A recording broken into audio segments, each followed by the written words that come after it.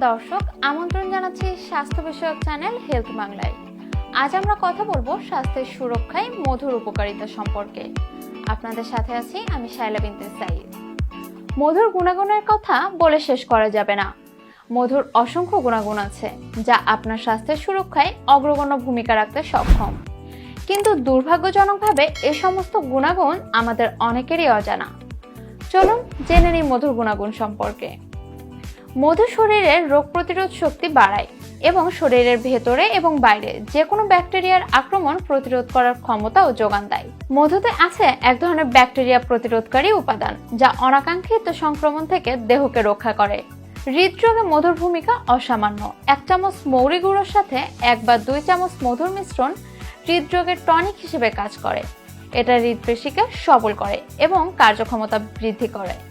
ওজন কমাতেও মধু মুখ্য ভূমিকা পালন করে। মধু খেলে পাকস্থলী থেকে বাড়তি গ্লুকোজ তৈরি হয়, যার জন্য মস্তিষ্কের সুগার লেভেল বেড়ে যায় এবং মেদ কমানোর হরমোন নিঃসরণের জন্য রীতিমতো চাপ সৃষ্টি করে, যার ফলে মেদ কমার সুযোগ তৈরি হয়। মধু অনিদ্রার ভালো ওষুধ। রাতে শোয়ার আগে 1 গ্লাস পানির সঙ্গে 2 চা চামচ মধু মিশিয়ে খেলে এটি গভীর ঘুম এবং সম্মোহনের কাজ করে। কোষ্ঠকাঠিন্য দূর করতে মধুর জুড়ি মেলা ভার।